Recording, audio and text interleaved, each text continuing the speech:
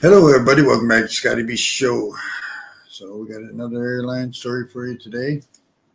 FAA Audit Boeing 737 production.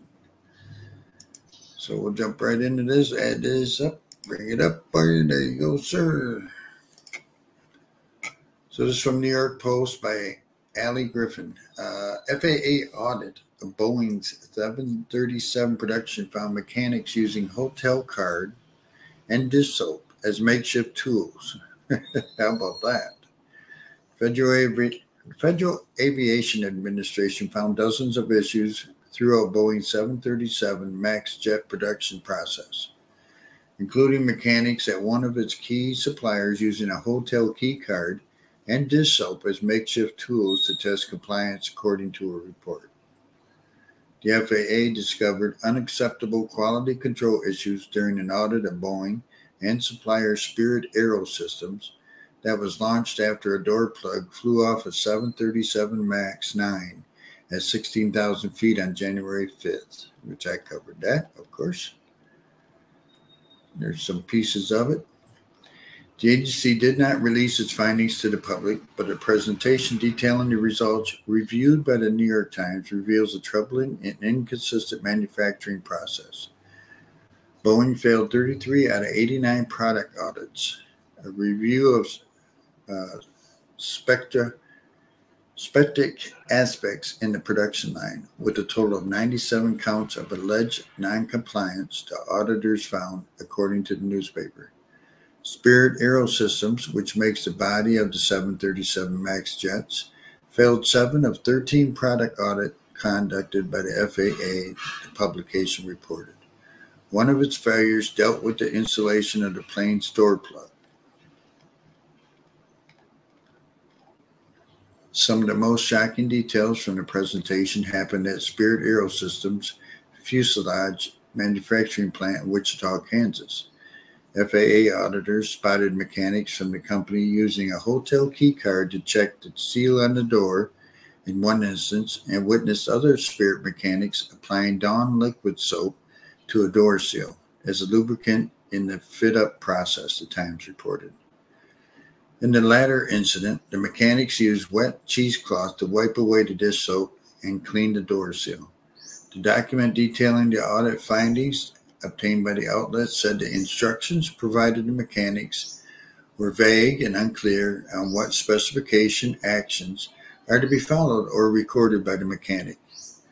A spokesperson for Spirit Aerosystems, which Boeing is in talks to re-require, told the Times that the company is reviewing all identified nonconformities for the corrective actions.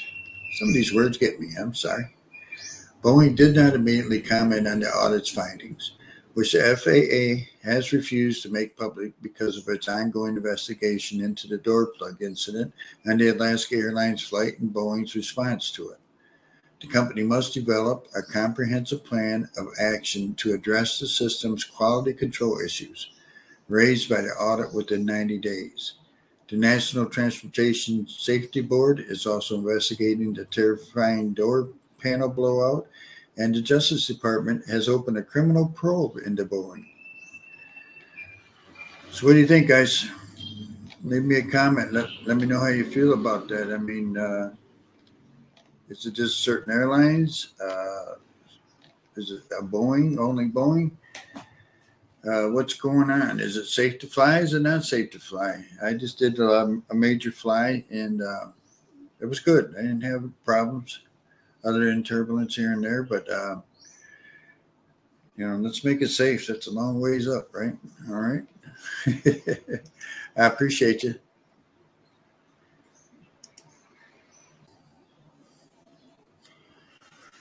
Okay, so this next story is a Boeing whistleblower found dead. So, story I come across here just shortly ago, and let's add this up. Okay, so this is a story called Boeing whistleblower John Barnett found dead days after testifying against company. John Barnett, 62, worked for Boeing for 3 decades and retired in 2017. So this is by Andrea.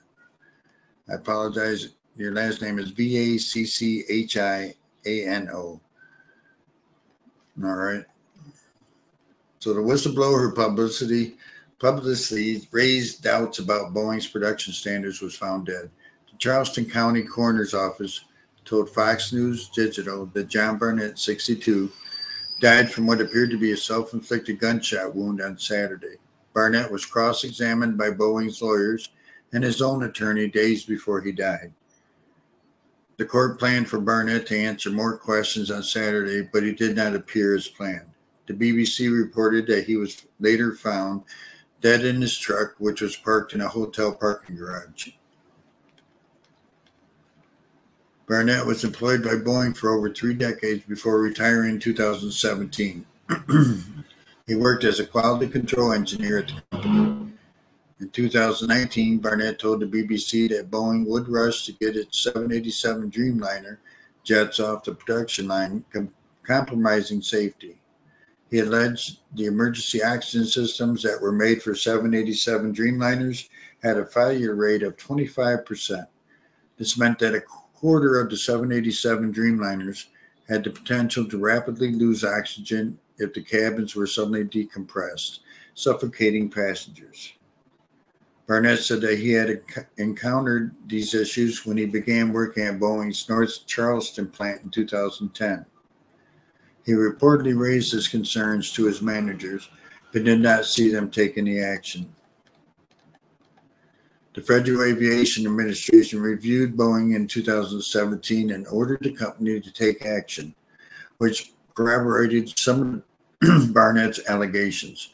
This past January, Barnett told TMZ he was concerned that Boeing was returning to its 737 MAX 9 jets to the sky too quickly, after the incident in which an Alaskan Airlines jet's door panel blew off in mid-flight. Boeing told Fox Business that the company was saddened by Barnett's death. We are saddened by Mr. Barnett's passing, and our thoughts are with his family and friends, Boeing's statement read. South Carolina authorities are actively investigating the incident. And I'll leave you with this.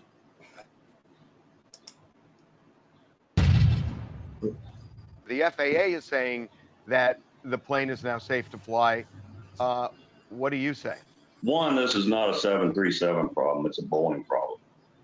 And I know the FAA's gone in and they've done due diligence and inspections to assure that the door plugs of the 737 are installed properly and the fasteners are torqued properly. But my concern is, what's the rest of the airplane? What's the rest of the condition of the airplane? And the reason my concern for that is, back in 2012, Boeing started removing inspection operations off their jobs.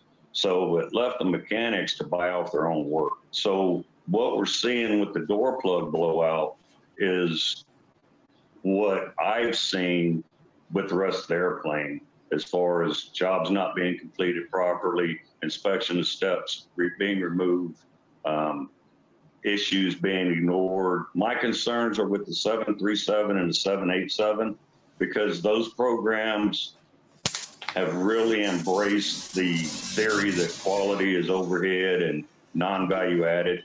So those two programs have really put a strong effort into removing quality from the process. When I first started working at Charleston, I was in charge with pushing back defects to our suppliers. And what that meant was I'd take a group of inspectors and actually go to the supplier and inspect their product before they sent it in. Well, I'd taken a team of 4 inspectors to Spirit Aerosystems to inspect the 41 section before they sent it to Charleston. And we found 300 defects. Some of them were significant that needed engineering intervention. When I returned to Charleston, my senior manager told me that we had found too many defects and he was going to take the next trip. So the next trip he went on, he took 2 of my inspectors.